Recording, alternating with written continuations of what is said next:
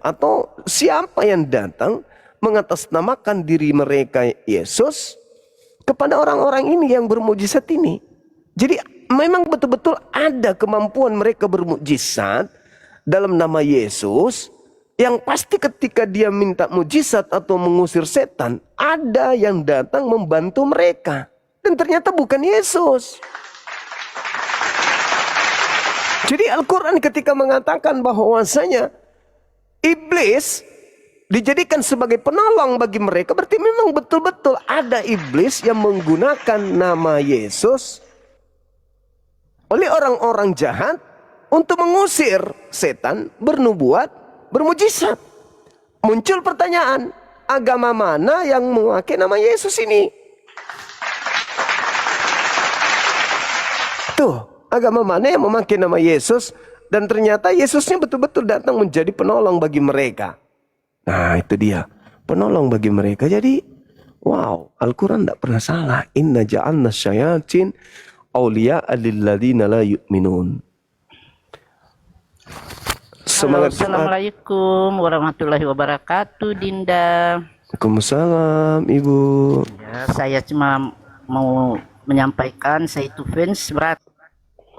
Masya Allah. Iya Ibu, makasih. Saya pun fans dengan ibu-ibu semuanya, bapak ibu sekalian, saya ngefans sama kalian. Kalau aku nggak ngefans, nggak di sini akunya. Karena aku ngefans sama teman-teman semuanya, makanya aku di sini. Karena aku ingin kita semuanya saling mendukung ya, supaya misi daripada kajian apologet kita ini, perbandingan agama ini bisa berjalan dengan baik. Begitu Bapak Ibu sekalian. Saya di sini harusnya saya tidur siang kan? Harusnya saya ke kantor notaris ini. Iya, ke kantor notaris tadi. Dan habis Jumat harusnya saya ke BRI, ketemu dengan pimpinan BRI hari ini. Tapi karena ya saya pikir bisa dipending lah, entah besok, Senin baru berjumpa, insya Allah. Makanya saya sempatkan sini, kayak udah terlanjur janji semalam bahwa kalau tidak pagi, tapi ternyata si gadis imut minta diantar ke sekolah, pingin abahnya ikut ke sekolahnya. Ya udah, tadi ikut ke sekolah, padahal sudah mau live tadi jam 10, nggak jadi.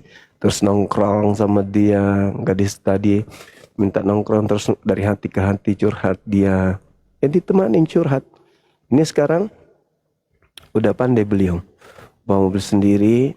Sudah gitu abangnya minta tolong mobil dicuci boleh nggak sayang? Boleh, kata dia gitu. Dia lagi syuting teman-teman, ada kegiatan sekolah.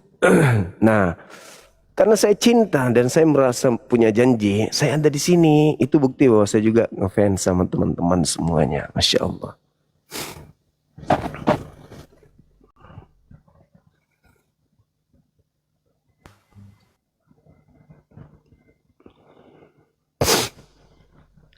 Harusnya tidur siang kita kan ya, karena semalam sudah begadang kita. Halo, selamat siang, semangat Jumat. Halo, belum duduk ya? Halo. Halo juga Bang. Ya, assalamualaikum. Waalaikum. Iya, saya cuma menyampaikan sama Oten kalau ada yang tidak mau on cam. Dinda Dio, Masya Allah. Kalau tidak on cam jangan naik sini. Itu bahasa abang saya tadi tuh. Cuman kakinya ada yang tarik ke bawah, langsung turun dia. Halo, selamat siang Bung. Semangat siang, kita jumpa lagi. Halo Pak Suma. Halo juga. Silakan Bang. Ini tema yang menarik ini Pak. Siap. Nabi palsu, tentang nabi atau pengajar palsu ya Pak ya. Siap. Lihat ayat-ayat yang ditampilkan itu mungkin kalau dari Alkitab ya Pak ya. Siap. Kalau di kitab Ulangan juga sudah kalau mungkin di kitab-kitab perjanjian lama mungkin kalau ciri-ciri nabi palsu mungkin dia bernubuat tapi nubuatnya tidak terjadi begitu ya Pak ya. Iya, betul. Mungkin ada yang bernubuat mengenai kehancuran sesuatu tapi dia menyatakan hal yang sebaliknya, keadaan akan menjadi lebih baik begitu ya. Tapi ternyata ya memang itu peringatan keras akan suatu bangsa gitu. Nah, itu ternyata yang terjadi sebaliknya begitu Pak. Yaitu mungkin kalau saya lihat di kitab-kitab perjanjian lama mungkin arahnya seperti itu ya Pak ya. Iya. Kemudian kalau saya lihat yang Matius 7 ini Pak ya. Ini kalau Matius 7 kalau saya lihat konteks secara keseluruhan Pak, itu dari ayat pertamanya mengenai jangan menghakimi supaya tidak dihakimi, karena ukuran yang kita pakai untuk menghakimi kan akan dipakai untuk menghakimi kita juga gitu. Jadi kalau kita merasa benar kita menghakimi orang lain salah, itu kalau kita nggak benar itu ibaratnya kan salah ya Pak ya. Jadi menurut saya fungsinya nabi itu kan juga pengajar sekaligus mungkin menegur ya Pak ya, menegur akan dosa ya Pak ya. Jadi Matius 7 itu bicara tentang hal yang munafik juga Pak. Hai orang munafik, keluarkanlah dahulu balok dari matamu, itu ayat Matius 7 ayat 5 ya Pak ya. Nah kemudian barulah kita menuju ke Matius 7 ayat 12. Segala sesuatu yang kamu kehendaki supaya orang perbuat padamu, perbuatlah demikian juga kepada mereka. Sebab isi seluruh Torah atau hukum Taurat dan kitab itulah isinya seluruh Torah ya Pak ya. Iya. Kemudian itu dikatakan selanjutnya mungkin itu sulit ya Pak ya. Makanya kemudian ayatnya masuklah melalui pintu yang sesak itu, karena lebarlah pintu dan luaslah jalan yang menuju kepada kebinasaan. Nah kemudian ayat selanjutnya baru ke Matius 7 ayat 15 Pak. Waspadalah terhadap nabi palsu yang datang padamu menyamar seperti domba. Iya. Ya, dari buahnya lah kamu akan mengenal mereka. Setiap pohon yang tidak menghasilkan buah yang baik pasti ditebang. Makanya pada hari terakhir banyak orang berseru pada Tuhan, tapi ya pada faktanya mereka membuat kejahatan ya Pak ya. Kalau ini mohon maaf, ini yang saya pahami itu Pak ya.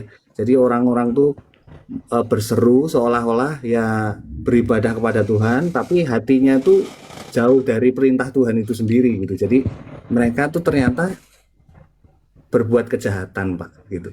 Nah satu lagi mungkin yang ada mohon maaf Pak, satu lagi mungkin Matius 24 ya Pak ya, mungkin tentang nabi palsu itu. Waspadalah supaya Matius 24 ya Pak ya. Waspadalah supaya jangan ada orang yang menyesatkan kamu, sebab akan banyak orang datang memakai namaku, akulah Mesias. Nah, segala macam bangsa melawan bangsa, kemudian dan intinya adalah banyak nabi 24 Matius 24 ayat 11 itu Pak ya. Banyak nabi palsu akan muncul menyesatkan banyak orang. Dan karena makin bertambahnya kedurhakaan, maka kasih kebanyakan orang akan menjadi dingin. Nah, memang ya kemudian arahnya mungkin ini Pak ya, pengajaran palsu itu akan membuat kasih itu menjadi semakin dingin ya Pak ya. Maksudnya ya akhirnya orang banyak berperang satu sama lain, membenci satu sama lain begitu Pak. Seperti itu sih Pak kalau dari saya mungkin ya. Iya, baik.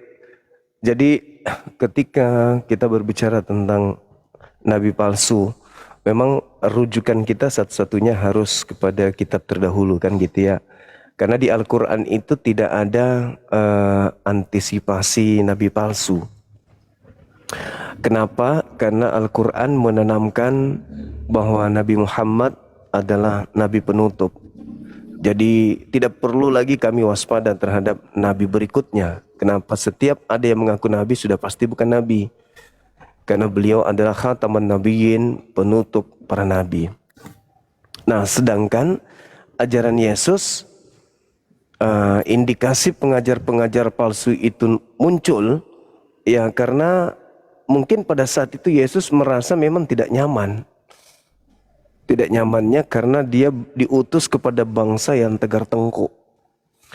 Cuma saya punya metode tersendiri dari beberapa metode yang saya jadikan sebagai sajian dalam berdiskusi atau dialog, dalam hal ini menjabarkan sebuah materi. Contoh, ketika saya mengambil data di 2 Petrus 2 itu, nomor 1, sebagaimana dahulu tampil di tengah-tengah umat Elohim nabi-nabi palsu, demikian juga di antara kamu akan muncul pengajar-pengajar palsu, guru-guru palsu yang akan memasukkan pengajaran-pengajaran sesat yang membinasakan. Maaf. Kalau saya beranalogi sederhana seperti saya contohkan beberapa saat termasuk semalam. Ini kitabnya Yahudi, Bang. Ini kitabnya orang kita, saudara kita Kristiani. Yesus mengajarkan ini di sinagoge. Tiba-tiba ada masuk pengajaran. Terlepas dia sesat atau tidak ini, yang jelas ini pengajaran yang masuk. Ini perjanjian lama, masuk perjanjian baru. Berarti kesimpulan saya sebagai orang berakal, kalau apa yang dituliskan Petrus itu betul, berarti inilah yang dimaksud pengajaran sesat itu. Maaf, itu yang pertama. Yang kedua, ini perjanjian baru, murni. Lalu kemudian ada yang memasukkan pengajaran-pengajaran sesat ke dalam sini. Berarti kalaupun perjanjian baru yang dimaksud, lalu kemudian ada yang memasukkan pengajaran sesat ke dalam yang membinasakan, yang mana menjadi tolak ukur sekarang? Lukas kah? Markus kah? Matius kah? Yohanes kah? 13 kutub buku Paulus kah yang baru masuk ke dalam, atau ya karena kita banyak menemukan manuskrip yang kosong, tidak ada dalil. Bukan, apakah mereka yang memasukkan dalil-dalil, mengisi dalil-dalil kosong ini, atau para penerjemah yang setiap saat merevisi, mengoreksi, memperbaiki menurut mereka, atau yang mana? Karena nggak ada yang mencampur adukkan pengajaran masuk ke dalam selain internal daripada kekristenan itu sendiri. Kalau ini jelas, ini Torah, ini kitab Tanak, pengajaran sesat, pengajaran sesat masuk ke dalamnya. Satu-satunya kitab yang masuk ke sini, cuman kitabnya saudara kami Kristen. Al-Quran tidak masuk. Al-Quran independen, berdiri sendiri, tidak mengambil terjemahan agama Yahudi lalu menyatukan dengan Quran. Itu enggak, ini bersih berarti. Al-Quran tidak termasuk. Satu-satunya kandidat perjanjian baru. Nah, inilah yang mungkin yang dikatakan pengajar-pengajaran sesat. Itu salah satu metode saya, Bang. Kemudian, ketika kita berbicara terkait dengan pengajaran sesat, kita kembali ke dalam seperti yang saudara saya sampaikan di kitab Ulangan. Mungkin Ulangan 18, nomor 20, nomor 22 yang kita maksud. Apabila seorang nabi atau pengajar atau pemimpi berbicara tentang sesuatu, itu tidak terjadi. Nah, saya menemukan itu. Di mana saya temukan itu? Di 1 Tesalonika 4. Ya, betul. 1 Tesalonika 4 nomor 15 sampai nomor 17. Saya ambil perumpamaan ketika Nabi Muhammad bercerita bagaimana Nabi Muhammad menjelaskan black hole. Ternyata zaman sekarang ditemukan black hole itu 1400 tahun yang silam. Nabi Muhammad menceritakan di dalam Al-Quran surah At-Takwir ayat 15 ayat 16. Terbukti. Berarti apa yang diceritakan tanpa alat mikroskop, tanpa alat apapun, benar-benar ada dan nyata. Mawar merah nebula. Bagaimana Nabi Muhammad tidak mungkin menjangkau itu. Tapi ternyata 1400 tahun silam Al-Quran surah Ar-Rahman ayat 27 menguraikan itu. 7 lapis langit, 7 lapis bumi, 1400 tahun silam. Nabi Muhammad tidak pernah belajar. diterangkan Al-Quran surah At-Talaq ayat 12. Ketika kitab-kitab terdahulu mengatakan, kitab Ayub misalnya, langit ditinggikan, dikokohkan dengan tiang. Al-Quran justru datang 1400 tahun silam. Di dalam surah Luqman ayat 10 diterangkan, Nabi menjelaskan langit ditinggikan tanpa tiang. Bagaimana pembentukan kemudian terjadinya hujan diterangkan oleh beliau 1400 tahun silam. Ar-Rum ayat 48. Bagaimana Al-Qiyamah ayat 3 menjelaskan tentang sidik jari. Bagaimana kemudian hal-hal yang lain, teori Big Bang, Al-Anbiya ayat 30. Semua diterangkan dan itu terjadi sesuai dengan apa yang ada hari ini. Tidak ada yang bertentangan dengan ilmu pengetahuan. Bagaimana kemudian Nabi Muhammad garis edar tata surya Al-Anbiya ayat 33. Kok sampai segitunya dia terangkan, dan hari ini para ilmuwan menemukan itu adalah sebuah kebenaran. Api di dasar laut, di laut ada dua sungai yang tidak menyatu, di dasar langit, di dasar air ada kemudian api, kemudian bagaimana adanya gunung-gunung yang berbentuk pelangi, kemudian bagaimana kemudian seluruh kehidupan berasal dari air. Itu dijelaskan sedemikian rupa, sedemikian sempurna. Sehingga ketika berbicara tentang Ulangan 18, ketika ada seorang nabi, pemimpi atau pengajar berbicara tentang sesuatu tidak terjadi, maka itulah tanda daripada nabi palsu itu. Nah, semua yang diterangkan oleh Nabi Muhammad, bagaimana cara kerja otak sudah ditemukan.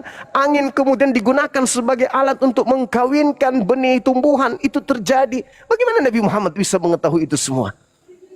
Nah, maka saya katakan banyak metode yang bisa kita gunakan untuk mencari siapa pengejar palsu itu. Nah, kalau sekaitan dengan yang terakhir, sekali lagi saya menemukan data di 1 Tesalonika 4 nomor 15, nomor 17. Nihil kebenaran dari apa yang disampaikan oleh Paulus. Saya kira begitu Bung, untuk sementara. Silakan. Bang Ari, ketemu lagi kita Bang Ari. Silakan. Iya. Silakan Bang, saya. Ya. Kanuragan ini berhubungan dengan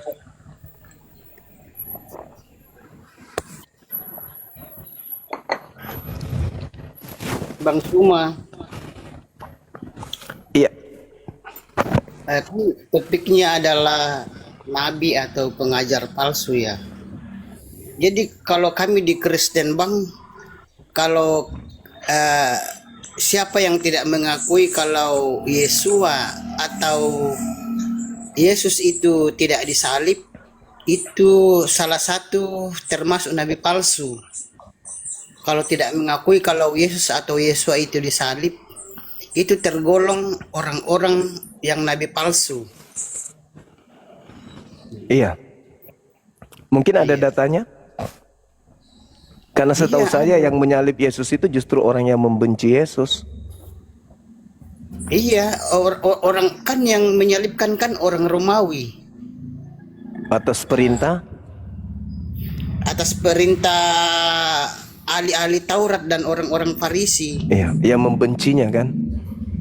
Ahli-ahli Taurat dan orang-orang Farisi. Jadi siapa yang tidak mempercayai atau mengakui kalau Yesus atau Yesus itu disalib, itu tergolong nabi palsu atau nabi-nabi palsu, pengikut nabi palsu begitu. Ya, kalau saya sih justru sebaliknya. Saya sebaliknya, siapa yang mengatakan Tuhan pencipta langit dan bumi lalai menyelamatkan anaknya yang dikasihinya sebagai jalan kebenaran dari pembunuhan orang-orang yang membencinya, saya katakan itu adalah orang yang mengikuti pengajar sesat. Karena Tuhan pencipta langit dan bumi tidak akan mungkin setelah menjanji inilah anakku yang kukasihi, kepadanya aku Elohim berkenan. Ketika orang-orang kafir membencinya, tidak mungkin pencipta yang mengutusnya, orang yang dikasihinya ini dibiarkan kemudian teraniaya. Kami Muslim mengatakan jangankan dibunuh, untuk kena flu saja Yesus itu mustahil. Beliau orang hebat, manusia pilihan pencipta langit dan bumi, manusia mulia yang jangankan dibunuh, kakinya tersandung batu atau digigit semut aja Tuhan nggak izinkan. Itu iman kami. Tapi kalau Anda mengatakan sebaliknya, ya silakan aja, nggak apa-apa. Itu iman kita. Mungkin saudara Ades ada yang disampaikan, silakan Bang. Jadi Pak Zuma mengutip 1 Tesalonika 4 ya Pak ya. Iya, betul. Nah, kamu ini berbicara mengenai kami minta dan nasihatkan kamu dalam Tuhan Yesus. Kamu telah mendengar dari kami bagaimana kamu harus hidup supaya berkenan pada Allah. Hal itu memang kamu turuti, tapi baiklah kamu melakukan sungguh hati lagi. Inilah kehendak Allah, pengudusanmu, yaitu supaya kamu menjauhi percabulan, supaya kamu masing-masing mengambil seorang menjadi istrimu sendiri dan hidup dalam pengudusan dan penghormatan, bukan dalam keinginan dan hawa nafsu seperti yang dibuat oleh orang-orang yang tidak mengenal Allah. Nah tadi Pak Zuma ayatnya yang mana ya Pak ya, kalau supaya tidak terlalu panjang? Iya, kalau kita melihat di situ dia katakan begini, kelihatannya saudara salah mengutip. 1 Tesalonika 4:15. 4 ayat 15 ya. Oh iya, sampai nomor 17 Bang. Kami katakan, Nah itu dia. ini kami katakan padamu dengan firman Tuhan, kita hidup masih tinggal sampai kedatangan Tuhan, sekali-kali tidak akan mendahului mereka yang telah meninggal. Sebab pada waktu tanda diberi, penghulu malaikat, ini mengenai ajaran palsu ya Pak ya? Tidak tergenapi Bang. Coba data 17-nya. Sesudah itu kita yang hidup, yang masih tinggal akan diangkat bersama-sama dengan mereka dalam awan-awan menyongsong Tuhan di angkasa. Itu ya Pak ya? Iya, betul. Oh, baik. Apakah ini tidak bisa diparalelkan, mohon maaf Pak, dengan nanti di hari akhir, mungkin kalau di dalam Muslim, Isa Al-Masih juga akan menghakimi, kalau Pak Zuma sebut menghakimi orang Kristen begitu? Apakah tidak bisa diparalelkan? Baik, kalau saya melihat Bang ini bahasa sederhana saya. Mungkin saya salah untuk menilai data itu. Di situ dikatakan bahwasanya ini kami katakan kepada kamu dengan firman Tuhan. Jadi dia mengatakan dengan firman Tuhan. Lantas dia memberi arahan kepada dirinya dan juga pengikutnya. Kita yang hidup, yang masih tinggal sampai kedatangan Tuhan. Kita yang hidup sampai kedatangan Tuhan. Artinya Paulus di situ mengatakan mereka yang masih ada zaman Paulus tidak akan mati, melainkan masih hidup sampai Yesus datang untuk yang kedua kalinya. Itu pemahaman saya. Diperkuat di data 17-nya. Ketika dia mengatakan bahwa sesudah itu kita yang hidup, yang masih tinggal. Yang masih tinggal maksudnya yang sekarang nih, kita akan diangkat bersama-sama dengan mereka dalam awan menyongsong Tuhan di angkasa. Demikianlah kita akan selama-lamanya bersama dengan Tuhan kita. Apakah itu terjadi pada zaman Paulus dan murid-muridnya dan pengikut Paulus? Kan tidak terjadi Bang. Kan tidak terjadi. Sementara kalau kita berbicara tentang surat Tesalonika ini kan, ya tentu tujuannya bukan untuk orang-orang di akhir zaman Tesalonika ini ditulis. Tesalonika ini, ya silakan. Kalau Bang Suma, kalau itu terangkat ke awan-awan itu, kalau di Kristen itu rapture atau pengangkatan Bang. Yes, Itu kita tahu itu yang ada di kitab Wahyu. Orang yang beriman. Iya, Yang kita tahu setia, itu. yang taat. Tapi yang harus ditekankan di sini, ini kan kita kaji secara kita kaji secara ilmiah. Tesalonika itu adalah orang-orang yang hidup di kota kuno di Yunani Utara.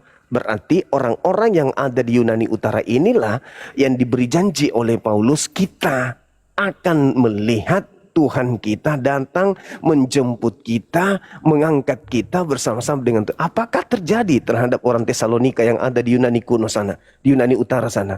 Terjadi atau tidak terjadi?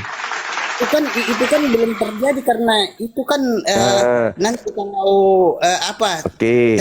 Apakah Paulus dan pengikutnya masih hidup sampai sekarang? Sudah mati. Udah mati. Gagal. Nubuatan itu gagal. Begini Bang, tapi kalau nanti rapture pengangkatan, bunyi sangkakala, mereka akan dibangkitkan dan akan terangkat ke awan-awan. Begitu Bang. Iya, Ini itu kalau itu Bang. saudaraku, kalau Nanti itu diterang. Paulus sama pengikutnya yang taat dan setia akan dibangkitkan, baru dia Situ akan tidak naik di dibangkitkan. angkasa. Kita yang masih hidup berarti belum mati. Kemudian Enggak, kalau begini Bang. Begini Bang. Silakan. Ya, yang begini, kalau yang mati dulu dibangkitkan, terangkat, setelah itu yang masih hidup itu akan ikut terangkat juga. Kalau dia tuh setia dan taat kepada firman. Iya, itu doktrin. Saya akui itu doktrin. Dan Enggak, kalau itu bukan doktrin. Itu ada dalam kitab perjanjian baru Bang. Itu bukan doktrin. tapi kan orang yang hidup Kalau di tidak ada zaman dalam firman Paulus semua, Tuhan. orang Nanti yang kalau hidup tidak di zaman ada firman Tuhan, baru itu namanya doktrin. orang yang hidup di zaman Paulus semuanya sudah mati. Yesus belum datang. Iya kan, nanti kan Tuhan kan maha kuasa, mampu membangkitkannya. Kalau Iya. Tuhan tidak mampu membangkitkannya, berarti tidak kuasa dong Tuhan. Ya, ini saya berbicara berdasarkan skala prioritas tentang nabi atau pengajar palsu, Ulangan 18 nomor 20, Bang. Seorang nabi atau pengajar atau rasul yang terlalu Soalnya berani begini, Bang. mengatasnamakan aku, Soalnya kalau apa yang soalnya- gimana? Soalnya kalau di Islam, saya tahu kalau di Islam itu tidak percaya rapture atau pengangkatan. Jadi nanti kalau terjadi pengangkatan, yang Islam itu tinggal semua, tidak ada yang terangkat karena tidak percaya. Karena syarat rapture atau pengangkatan itu harus beriman dan percaya pengangkatan. Orang percaya Saudara- pengangkatan saja tidak menjamin dia Saudara, terangkat. Saudara coba layangkan Lagi pandangan Anda kalau ke tidak percaya, itu pengangkatan nanti akan terjadi Bang, dan itu harus digenapi. Coba layangkan Harus pandangan Anda. itu. Coba layangkan pandangan Anda ke Yesaya 52 nomor 1. Yesaya, Tuh. Ya. Mohon dibaca. tunggu ya.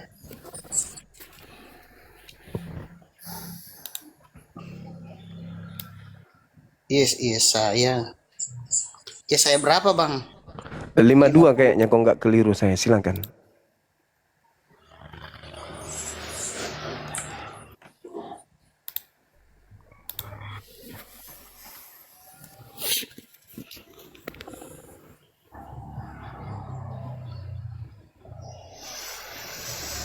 Ini berbicara tentang Yerusalem baru. Silakan.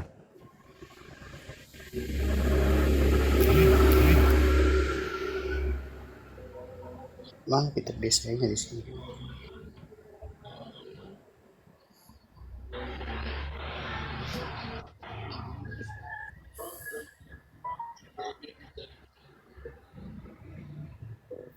Yesaya 52 ayat Satu. berapa? Yesaya Satu. 52 ayat 1. Bangunlah, bangunlah, kenakanlah kekuatanmu, hai Sion. Kenakanlah jubahmu yang indah, hai Yerusalem, kota yang kudus.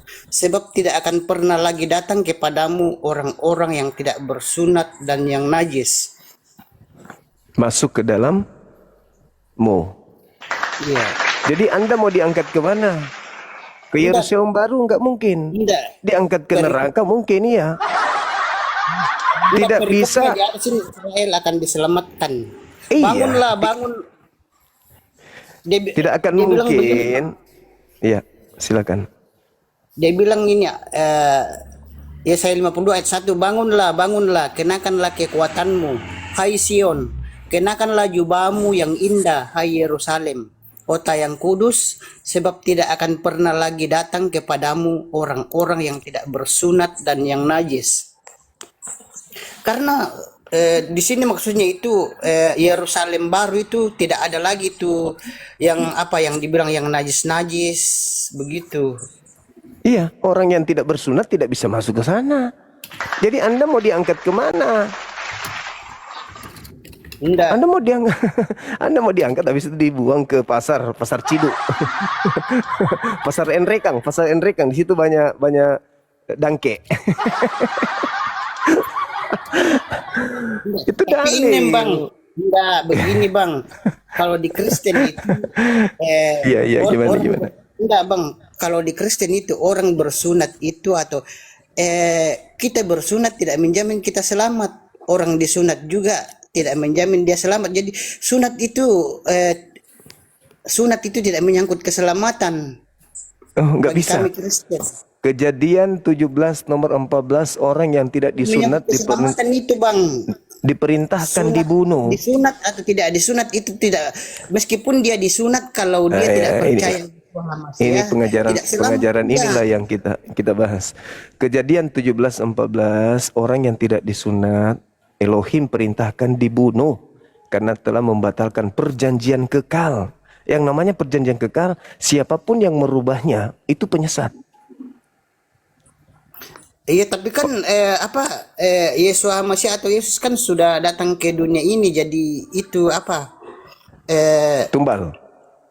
bukan iya, karena itu kan Nabi Musa mendapat 10 hukum di Gunung Sinai kan.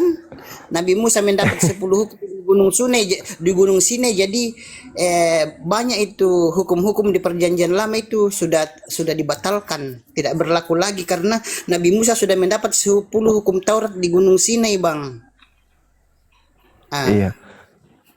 Dia kan 10 hukum Taurat ini kan membatalkan sebagian Yang hukum membatalkan siapa? lama. Yang 10 hukum Taurat, jangan membunuh, jangan berzina, jangan menyembah berhala. Begitu, Jangan Bang. membunuh. Jangan membuat bagimu patung. Berarti nggak boleh membunuh Yesus. Jangan mencuri, begitu. Itu kan Jangan membunuh termasuk itu kan dalam- sama halnya jangan menyalib. Oh. Tapi kalau begini Bang, kalau disalib itu kan sudah Sudah nubuatan dari perjanjian lama, itu sudah nubuatan. Harus terjadi, Bang. Yang disalib itu orang yang dikutuk kalau perjanjian lama, nggak boleh menyalib orang benar. Ulangan 21, 22, 23. Iya, yang disalib itu memang orang-orang terkutuk, tapi kan Yesus kan tidak terkutuk dia. Iya, makanya jangan dibunuh. Makanya jangan disalib. Nggak boleh disalib. Enggak, soalnya kalau tidak disalib, Bang, nubuatan tidak tergenapi. Jadi itu disalib supaya penggenapan nubuatan. Tapi kan ada nubuatan penyelamatan terhadap orang benar juga. Jangan lupakan itu. Ada nubuatan menggiring orang benar untuk dicelakakan, tapi orang fasik yang menggantikan. Pengkhianat yang menggantikan. Memang makanya di Matius 2:16 nomor 23, Yesus mengatakan, "Enyahlah iblis, sebab engkau adalah satu batu sandungan. Engkau tidak memikirkan apa yang dipikirkan oleh Elohim, melainkan engkau memikirkan apa yang dipikirkan manusia." Elohim kan sudah merencanakan penyelamatan terhadap orang yang dikasihi. Mau berapapun pasukan dikerahkan untuk membunuh orang yang dikasihi, Elohim sudah punya rencana penyelamatan, tidak bisa diganggu gugat. Jangan lupakan nubuatan itu. Amsal 21:18 jangan Anda lupakan, karena Yesus mengatakan dalam Lukas 24:44, "Aku memang harus pergi meninggalkan dunia sesuai dengan apa yang tertulis tentang aku di dalam kitab Mazmur, kitab Taurat dan kitab nabi-nabi." Bukan di dalam kitab Perjanjian Baru. Rujukannya keberangkatan Yesus dari bumi, tetapi berdasarkan perjanjian lama. Nah, apa yang perjanjian lama katakan terhadap orang benar? Orang benar diselamatkan.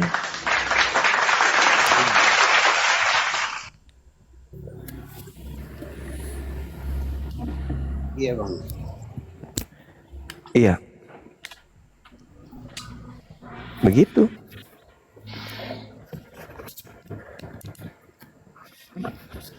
Bagaimana Pak Anderson? Mr. Anderson.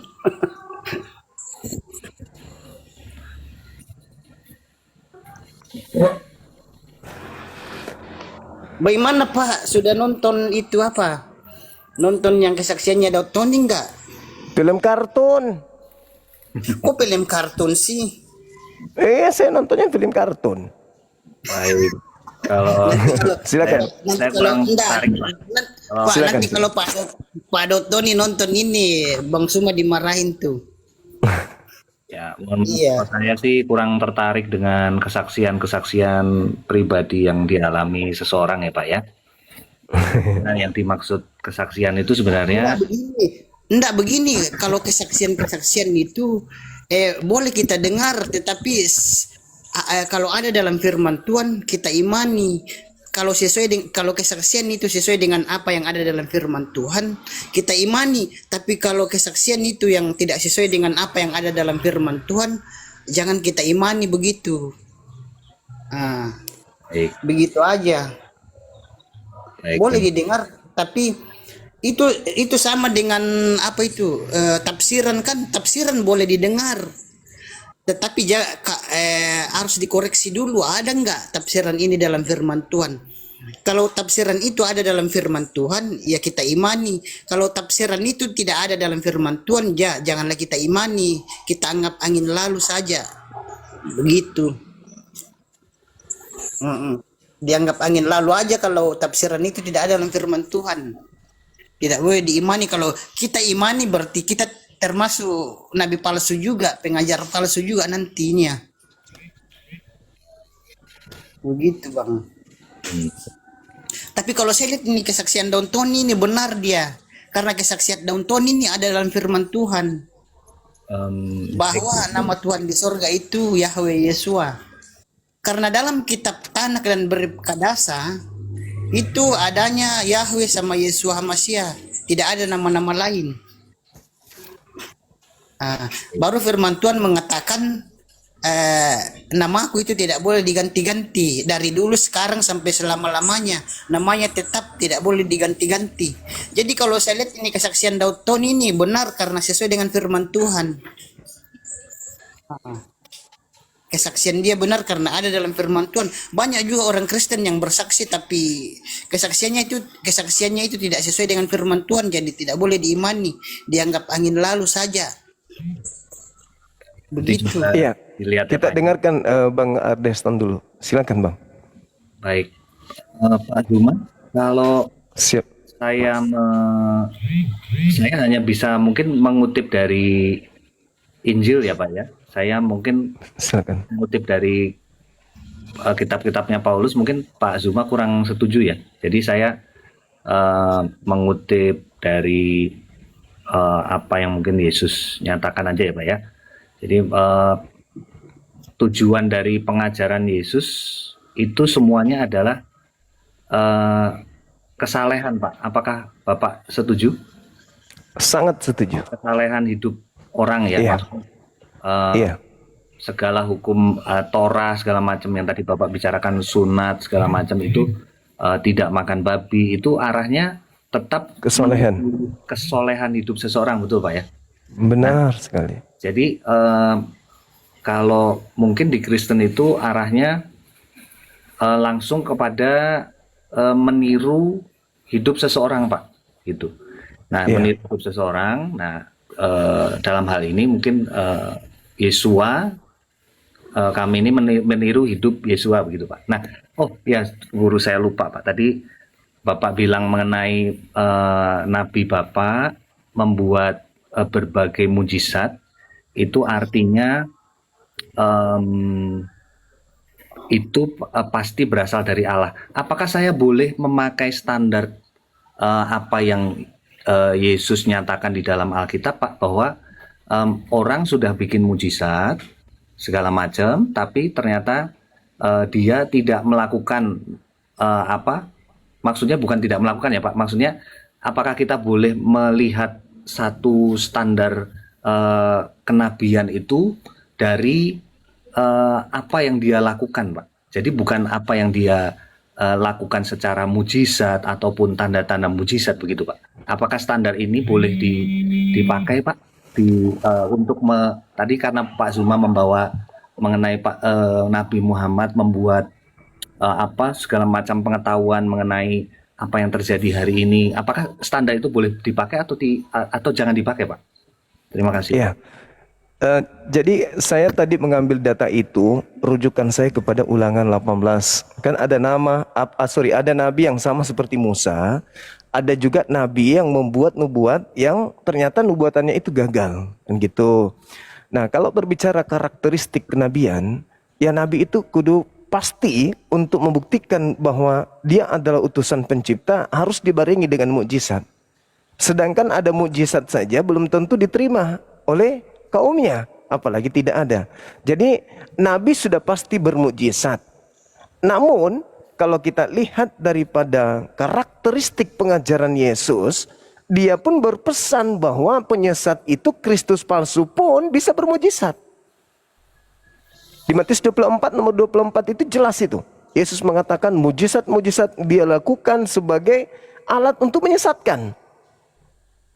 Sebagai alat untuk menyesatkan. Nah, berbeda dengan Nabi Muhammad sallallahu alaihi wasallam, Bung. Jadi, apa yang diterangkan oleh Nabi Muhammad sallallahu alaihi wasallam, kalau dikatakan bahwasanya dia menyesatkan manusia dengan pengetahuan yang tadi bagaimana kemudian sidik jari dia terangkan dan menjadi temuan para ilmuwan, bagaimana terbentuknya air hujan, bagaimana langit tanpa tiang, itu ditemukan ribuan tahun setelahnya.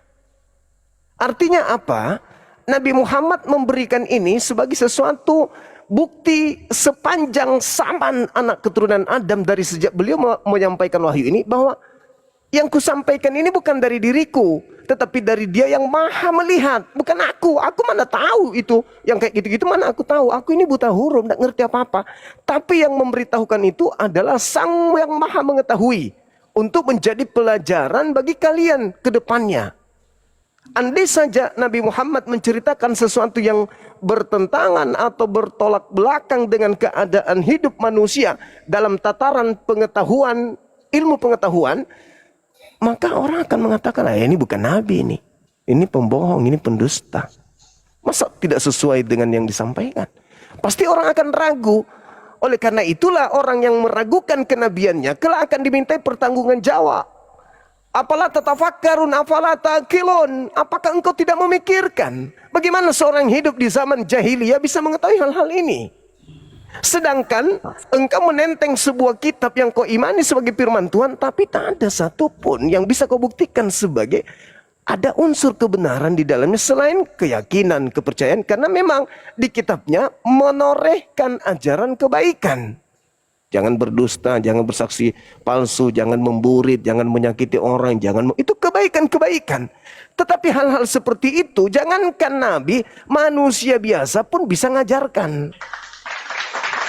Karena itu adalah sesuatu yang normal. Contoh misalnya ini, mohon maaf, kepada orang-orang di luar Islam, di luar Kristen. Mereka punya kepercayaan yang sangat luar biasa tentang kasih. Bagaimana mereka berbuat baik terhadap alam, terhadap manusia, terhadap binatang, terhadap apapun itu. Bahkan sampai untuk mencabut tumbuhan saja mereka punya aturan. Kenapa bisa seperti itu? Ya itu normal, itu standar. Yang kayak gitu-gitu mah standar. Yang tidak standar itu yang melampaui pemikiran manusia yang kita sebut dengan mukjizat. Kemampuan luar biasa yang terjadi pada diri seorang nabi. Nah, makanya muncul terkadang kekeliruan ketika nilai sebuah mukjizat itu disalahartikan, disalahfungsikan, disalamaknai. Contoh, ketika Nabi Muhammad membelah bulan, pembenci Nabi Muhammad akan menertawakan Nabi Muhammad adalah seorang yang yatim piatu, yang tidak berpendidikan, yang bukan nabi, yang bukan rasul, bukan keturunan Nabi Ishak, bla bla bla bla bla bla bla. Kenapa? Yang dinilai adalah kemampuan Nabi Muhammadnya. Lupa kalau yang melakukan itu bukan beliau, tapi yang mengutusnya, yang membackinginya. Sebagaimana ucapan Yesus bahwa aku tidak dapat berbuat apa-apa dari diriku, tapi faktanya membangkitkan orang mati, orang lumpuh berjalan, orang buta melihat. Oh ternyata dia hanya dibackingi oleh pencipta langit dan bumi. Sebagai orang yang diutus sama pencipta yang maha dahsyat, jangankan membangkitkan orang mati, Yesus itu membuat matahari menjadi terpecah-pecah menjadi 1000 pun Yesus mampu. Kenapa? Yang membackingi dia siapa dulu? Pencipta, coy. Jadi kalau Nabi Muhammad belah bulan, jangan lihat Nabi Muhammadnya, lihat yang mengutusnya. Makanya menjadi lawakan bagi orang-orang yang membencinya. Itu mustahil terjadi. Dia lupa bahwa ternyata dalam konsep imannya Tuhan bisa menjadi bukan Tuhan, yaitu menjadi manusia Yesus. Apatah lagi Tuhan bisa membelah bulan? Apa masalahnya? Tidak ada yang masalah di situ. Aku mau nanya Bang Suma, tujuan Nabi Muhammad membela bulan itu tujuannya buat apa? Tujuan orang-orang Quraisy pada tujuannya untuk apa membela bulan? Orang-orang Quraisy pada saat itu kan bertanya, jika engkau nabi, tolong buktikan kalau engkau nabi. Coba belah bulan. Dibelah bulan. Dibelah Berarti tujuannya untuk bahwa Muhammad untuk ini bisa membuktikan bahwa dia adalah seorang nabi, bukan untuk pamer. Aku minta kepada Allah, ya Allah, orang-orang yang ada di sekelilingku minta bukti mujizat darimu. Tolong perlihatkan kepada mereka bulan terbelah. Ya terbelah. Oh, jadi itu untuk menunjukkan bahwa Muhammad juga bisa mengadakan mujizat ya. Iya, sama seperti Yesus kan. Orang minta, coba kau bangkitkan. Dia bangkitkan Lazarus, namun sebelumnya dia berdoa dulu kepada Bapa. Dan dia mengatakan dalam kesaksiannya, coba kita lihat di dalam Yohanes 5:36. Ada kesaksianku yang lebih penting dari kesaksian Yohanes Pembaptis, bahwa seluruh pekerjaan-pekerjaan yang aku kerjakan, pekerjaan itulah yang bersaksi tentang aku, bahwa aku ini adalah rasul utusan Tuhan. Selesai kan? Bagi iman Islam itu klop, itu final. Yesus adalah rasul utusan Tuhan, pencipta langit dan bumi. Selesai. Begitu. Pertanyaan saya lagi Bang, itu kan Nabi Muhammad sebelumnya, kan Pak. meninggal karena Iya, silakan. Mohon maaf. keracunan kan Bang? Izin, silakan. Ini Pak, mau jemput istri dulu, istri anak dulu Oh, Pak. baik. Mohon maaf diskusi Baik, yang saudara. Bang, ini. pertanyaan Saya aku satu lagi. terima kasih atas kesempatannya Pak Duma dan teman-teman. Makasih ya Bang, makasih. Iya, silakan. Pertanyaan aku satu lagi Bang, itu Yes. Nabi Muhammad kan meninggal karena keracunan. Kenapa Allah tidak mencegahnya minum makanan itu sehingga dia tidak keracunan begitu? Kenapa tidak Allah tidak mengatakan atau malaikat Allah mengatakan datang, jangan makan itu, jangan minum itu mengandung racun. Itulah yang terjadi. Pada saat beliau makan, daging yang sudah dimasak, daging yang sudah direbus itu tiba-tiba ngomong sama dia. Wahai Nabi, jangan kau telan, aku sudah dibubuhi racun. Di sampingnya, sahabatnya yang makan mati di tempat, detik itu juga mati. Beliau hidup selama 4 tahun kemudian. Bicara. Kambing yang sudah dimasak itu bicara. Itu mujizat. Maka orang yang meracunnya meluk Islam. Karena beliau ditanya, kenapa kamu ingin meracunnya? Saya ingin buktikan kalau dia nabi palsu atau bukan. Ternyata nggak mati. Mu'alaf orang ini. Siapa ini? Mu'alaf. Tetapi sahabatnya yang makan mati di tempat. Langsung mati di situ. Jadi waktu Muhammad makan makanan yang mengandung racun itu berapa lama baru dia meninggal Bang? 4 tahun. 4 tahun ya baru. 4 tahun baru dia meninggal ya. Iya, dia nggak mati karena diracun. Siapa bilang dia mati karena diracun? Nggak. Mati karena, jadi penyebab sebenarnya mati karena apa Bang? Ya karena misinya, risalahnya sudah selesai. Sama seperti Nabi Musa, Nabi Daud, misi kenabiannya sudah selesai. Makanya dikatakan pada hari ini telah kusempurnakan agamamu, Islam. Sudah selesai. Apalagi? Udah sampai kepada kami ajarannya, yaitu Al-Quranul Karim dan hadis sahih. Pertanyaan saya lagi, kalau Nabi Muhammad itu dijamin masuk surga enggak? Jelas Al-Quran surah Al-Mu'minun ayat 1 sampai ayat ke-11. Ulah dikatakan, ya gimana? Iya Bang, berarti Ulaika humul warithun, ya. Dia yang mewarisi surga Firdaus. Hum fiha khalidun. Dia kekal di dalamnya. Al-Quran surah Al-Mu'minun ayat 1 sampai 11. Itu jelas itu. Tapi Bang, ada ustadz yang mengatakan bahwa Nabi Muhammad itu tidak dijamin masuk surga. Hah? Kata siapa? Iya ada. Itu Kata yang siapa? itu ya. Ya ada yang hikmah dari pernyataan beliau. Quraisy siap. Khotbahnya Quraisy siap, dia bilang bukan tidak dijamin. Kan Al-Quran sudah menjelaskan. Jangankan jaminan, pewaris. Kad aflahal mu'minun. Beruntunglah orang-orang yang mukmin. Nabi Muhammad mukmin. Kalau tidak dijamin masuk surga, gimana pengikutnya? Terlebih-lebih nggak dijamin Bang. Kalau gini, dengar saya. Kalau umat Islam itu jaminan surganya jelas. Al-Quran surah Al-Mu'minun ayat 11, ayat 1 sampai 11 dan banyak lagi. Fusilat ayat 30, banyak jaminan surganya di Islam. Hanya saja kami tidak ingin seperti orang-orang Kristen. Umat terdahulu maksudnya.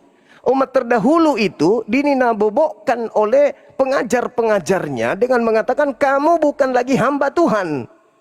Kristus telah membebaskan kita dari kuk penghambaan. Kamu bukan lagi hamba Tuhan. Kamu ini adalah anak Tuhan. Sehingga kamu nggak perlu lagi ibadah. Jangan lagi kau diatur tentang haram halal. Kolose 2 nomor 6, Galatia 5 nomor 1. Jangan lagi. Kau ini bukan lagi hidup di bawah hukum Torah. Roma 4 16. Roma 6 nomor 14. Kamu bukan lagi hidup di bawah hukum Torah.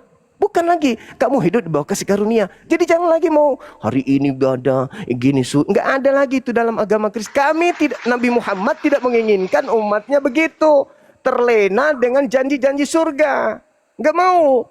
Umat Islam ini diajarkan untuk menjadikan diri mereka menjadi orang yang soleh, orang yang intim dengan Tuhannya. Nah, beda dengan kalian.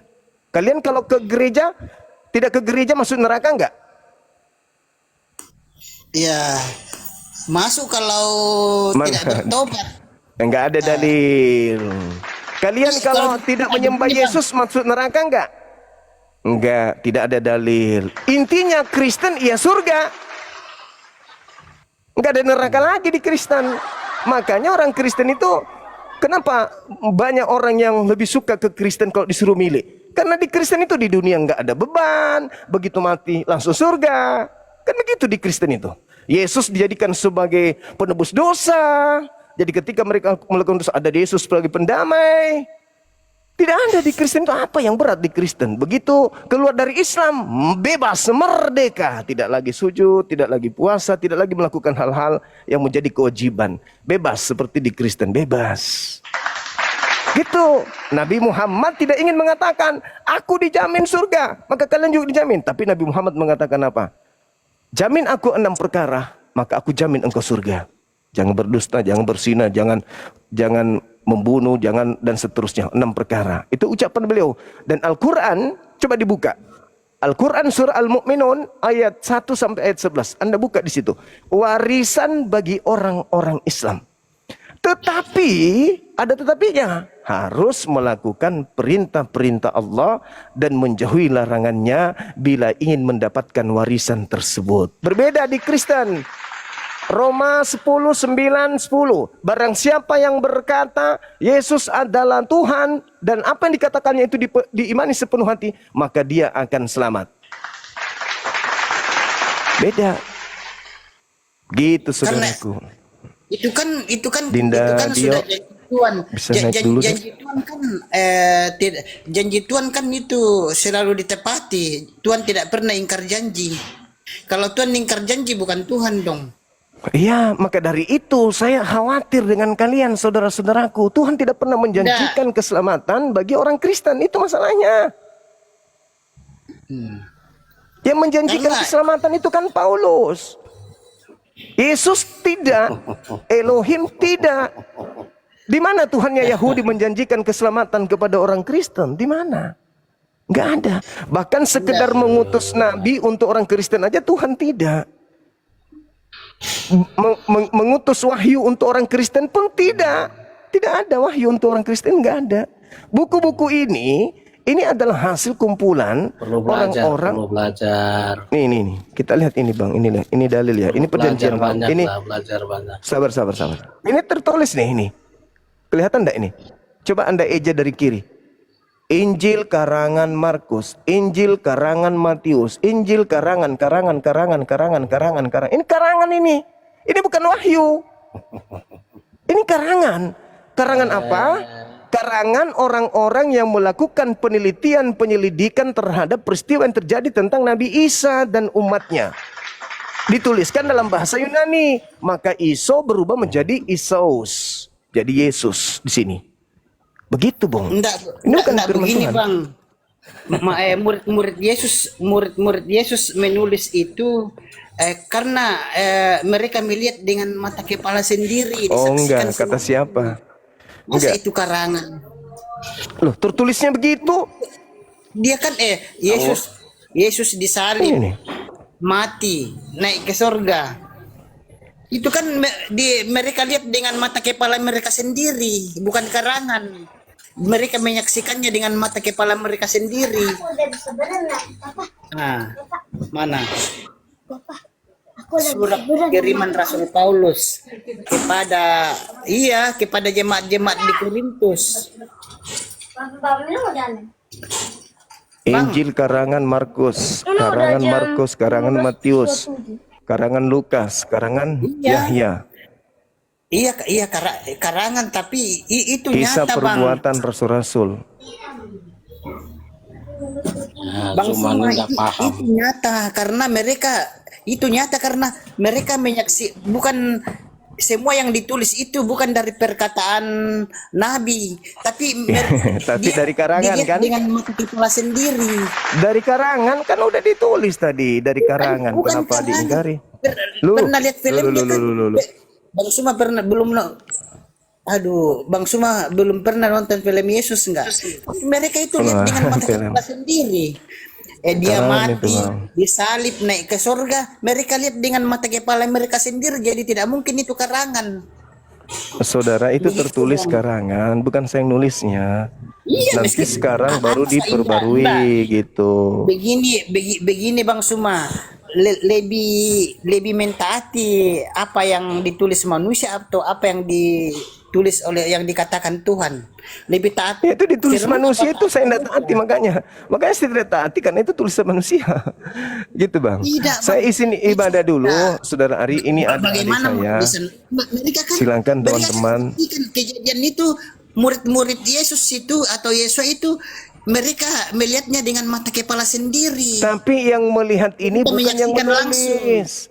Bukan yang melihat ini yang menulis. Penulis ini beda dengan murid. Yang menulis Bible bukan murid Yesus, tapi Mereka orang yang saksikan melakukan langsung dengan mata penelitian kepala mereka sendiri. tentang Bagaimana bisa jadi kesaksian begitu.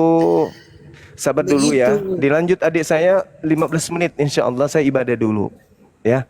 Teman-teman, Saudara Iyong dan juga Iya, kalau Pastor dibilang Suat karangan, di sini aja dulu. tidak masuk logika karena mereka menyaksikannya dengan mata kepala mereka sendiri. Iya. Baik. Oke. Begitu, Saya Bang. ibadah dulu ya, Muslim, saudara-saudaraku dimanapun berada, ibadah dulu sebentar, silakan. Ya, Assalamualaikum. Sebentar aja, 15 menit.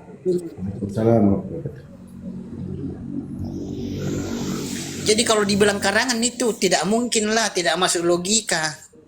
Kan mereka menyaksikan sendiri dia disalib, mati, naik ke surga. Rasul-rasulnya, murid-muridnya kan mereka lihat dengan mata kepala mereka sendiri. Jadi tidak mungkin mereka bohong. Baru saksi-saksinya juga banyak, ratusan saksi-saksinya. Jadi tidak mungkin itu karangan atau dongeng, tidak mungkin karena saksinya banyak saksinya. Bang Tidak, Ari, di Islam Bang Ari itu- ngomong terus kayak perempuan loh mulutnya. Iya, karena dibilang masa kitab perjanjian baru dibilang karangan Kau punya mata toh. Tadi kan sudah kasih lihat tadi Bang Zuma bilang dia baca yang tertulis di situ. Injil Yang karangan bilang itu. Markus. Yang bilang itu karangan. Paulus. Gitu loh. Tapi kalau Yang itu bilang kan, itu tapi kalau Nah, Bang Ari diam aja lah, di bawah aja lah Bang Ari ya. Kau ngomong terus dari tadi, nggak berhenti-berhenti. enggak apa-apa dia ngomong. Sebenarnya gini, referensi yang dikasih itu mesti dijelaskan referensinya dari mana. Nah, karena dalam original teksnya enggak ada tulisan karangan. Justru yang mengatakan itu karangan Bentar, itu nanti- para saksi dusta. nanti Bang Saksi Peter- dusta yang Sebentar. Itu kan Nah, saya dari nggak ada waktu juga.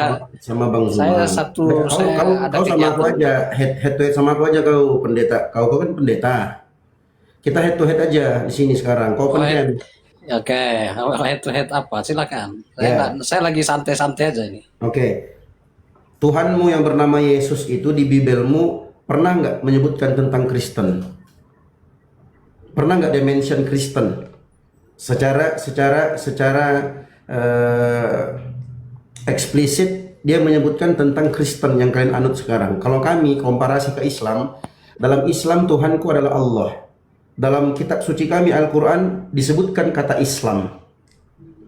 Barang siapa yang mencari selain agama Islam, Allah tidak akan terima agama itu dari dia. Maka dia nanti di akhirat termasuk orang yang merugi. Sekarang kutanya kau Pak Pendeta Peter Suat, kau sebagai seorang Kristen, agamamu Kristen, Tuhanmu Yesus, pernah nggak Tuhanmu itu menyebut tentang Kristen dalam Bibelmu? Silahkan.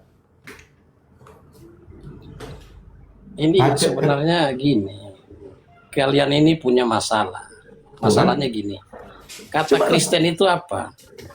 Nah, definisi kata Kristen. Nah, kemana-mana kan? Masa seorang ustadz besar nggak ngerti kata Kristen? Kristen itu dari coba dua lah. suku kata Yunani. Anda Dari Anda dua suku kata Yunani. nggak usah ad hominem, Pak Sebentar. Pendeta. Langsung to the point aja. Sebutkan satu ayat di Bibelmu, Tuhanmu Yesus itu mention sebut tentang Kristen. Silahkan. Kalau saya sebutkan ayat Kristen, oke, Kristen itu secara etimologi, kata Kristen itu dari dua suku kata Yunani, Kristos dan Ianos, oke. Kristos itu artinya yang diurapi, Ianos itu artinya pengikut. Jadi Kristen itu pengikut yang diurapi, atau pengikut Masaya, atau bahasa Arabnya itu Al-Masih. Nah, Yesus Kristus menyatakan secara gamblang dalam Matius pasal yang ke-16 ayat 15 sampai 17. Dia adalah Mesias. Jadi Kristen itu adalah pengikut Mesias, pengikut Al-Masih. Pak Al-Masihnya Pendeta. siapa? Pak Yesus. Pendeta, bukan itu pertanyaanku Pak Pendeta.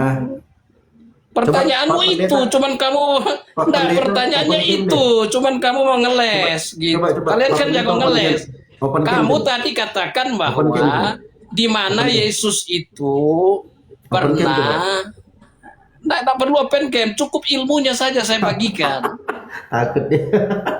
Enggak, bukan takut, ilmunya. Makanya kamu kalau diskusi dengan ilmu yang cetek ya pasti kata Kristen aja kalian enggak paham bagaimana.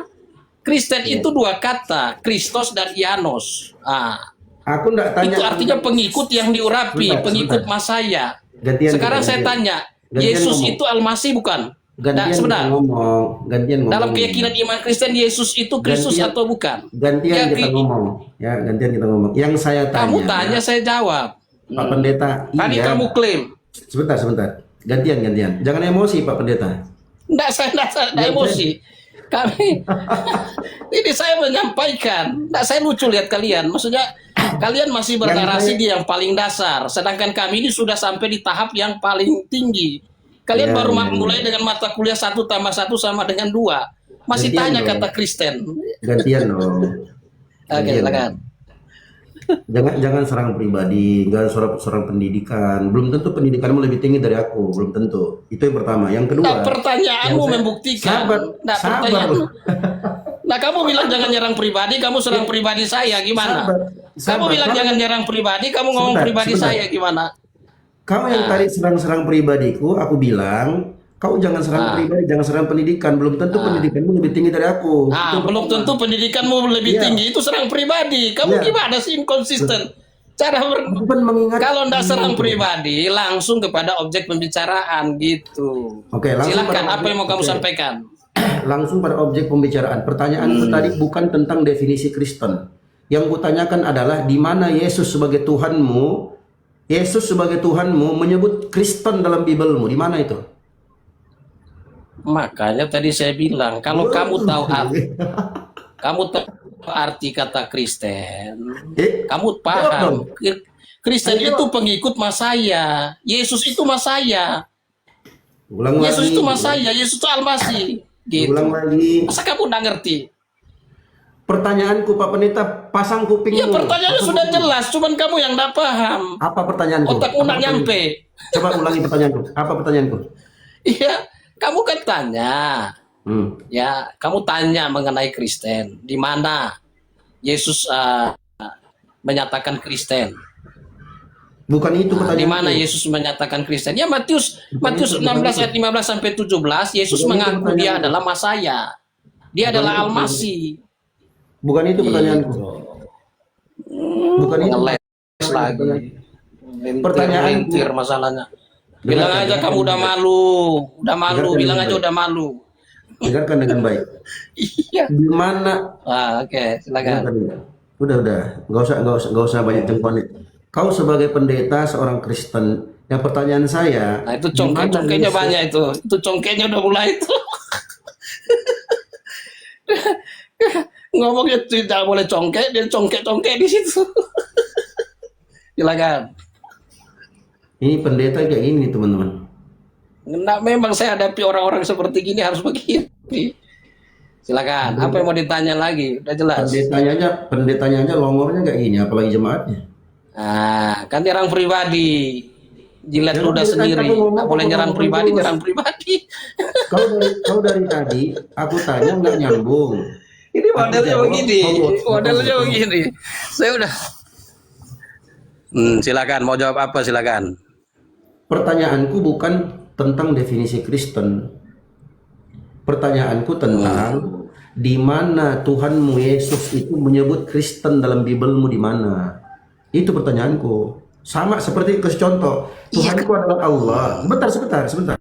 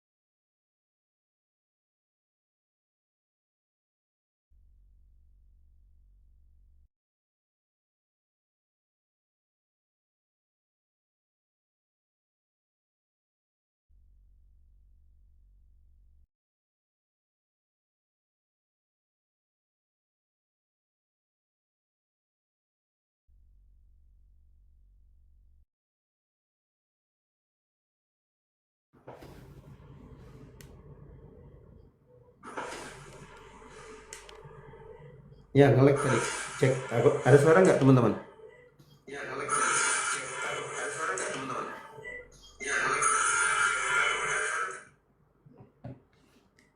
Ada, oke. Ya, itu lihat kan tadi teman-teman ya, itu pendeta loh, pendeta. Pertanyaanku sederhana, bahkan aku kasih komparasi di Islam. Dalam Islam, Tuhan kita adalah Allah, kitab suci kita adalah Al-Quran, Nabi kita Nabi Muhammad, agama kita Islam. Pertanyaannya, pernah nggak Allah Subhanahu wa Ta'ala sebagai Tuhan pencipta alam semesta menyebut kata Islam dalam Al-Quran? Pernah nggak? Ada dalam Al-Quran banyak. Di antaranya tadi ayat yang aku bacakan, wa may yabtaghi ghairal islami dinan fala yuqbala minhu wa huwa fil akhirati minal khasirin. Barang siapa yang mencari agama selain agama Islam, maka agama itu tidak akan diterima dari Allah, dari dia. Allah nggak akan terima agama itu, dan dia nanti di akhirat termasuk orang yang merugi. Jelas. Nah, sekarang pertanyaan yang serupa, di mana Yesus sebagai Tuhannya orang-orang Kristen menyebutkan tentang Kristen dalam Bibelnya? Di mana? Banyak sejauh ini tidak mengerti Kristen. Kristen itu dari Kristus, botol. Lain yang gue tanya, lain pula kau jawab. Pendetanya aja longor kayak gitu. Udah gitu mengolok-olok orang. Oh, di video ini nak pendidikan. Kalian itu baru level 1+1. Kepala bapakmu itu peyang. Belum tentu pendidikanmu lebih tinggi dari aku. Nyerang pribadi. Nggak bisa jawab, congek. Yang ditanyakan di mana Yesus menyebutkan tentang Kristen? Di mana dia mention Kristen itu, di mana dia sebut di Bible itu di mana? Yang dijawabnya apa? Dia jawab tentang definisi Kristen. Nyambung nggak itu? Kau kan bertanya, saya sudah jawab. Iya, jawab tuh nyambung. Jangan kau dengar pertanyaan, kau asal jawab. Pendeta longor. Bikin malu Kristen aja kau. Naik lagi sini, naik lagi yuk. pendeta naik hilang perpuluhan. Waalaikumsalam warahmatullahi wabarakatuh. Pendeta naik hilang perpuluhan. Malu gerejanya naik sini beneran. Belum nih kalau diskusi sama Bang Zuma, wah habis mencret. Habis. Ya dia nggak on cam itulah. On cam Bang Aryan.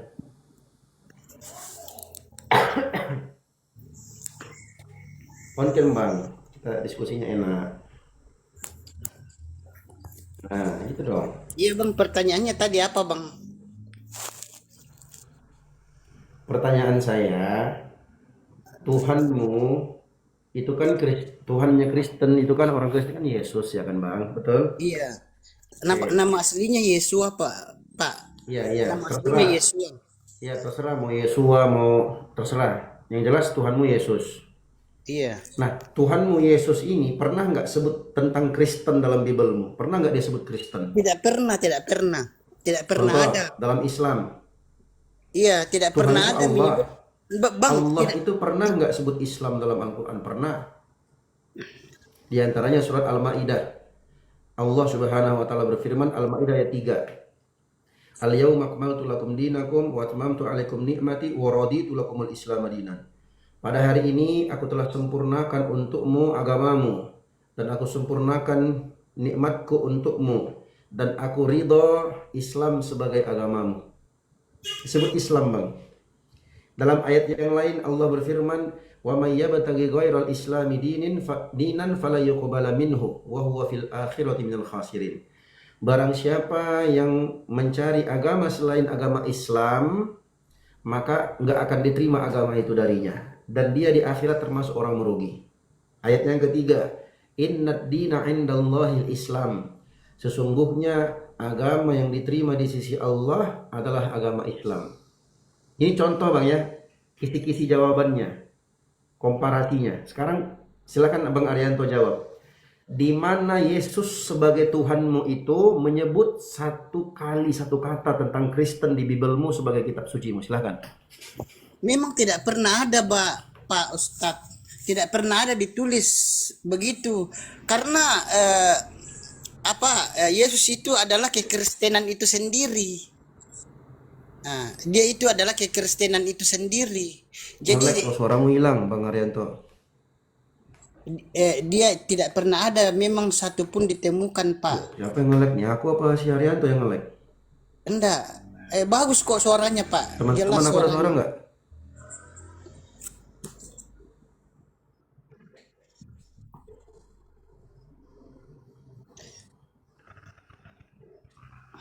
Aman. Iya. Bang Arianto. Iya, memang tidak pernah ada ditemukan di dalam kitab suci Pak, baik perjanjian lama apalagi perjanjian baru tidak pernah ditemukan ucapan Yesus seperti itu. Karena Yesus itu adalah kekristenan itu sendiri. Dia adalah kekristenan itu sendiri. Begitu Pak jawabannya. Kalau Yesus saja tidak pernah menyebut tentang Kristen, terus Kristen datang dari mana? Kekristenan itu istilah kekristenan itu baru muncul pada waktu Paulus jadi rasul Pak. Oke, Baru muncul istilah Kristen. Jadi nanti kekristenan itu dikenal oleh manusia di bumi setelah Tuhan Yesus naik ke surga. Sebentar. Berarti Anda mau ngomong ke saya kalau Yesus itu nggak kenal Kristen, betul? Bagaimana dia kan kekristenan itu sendiri Pak.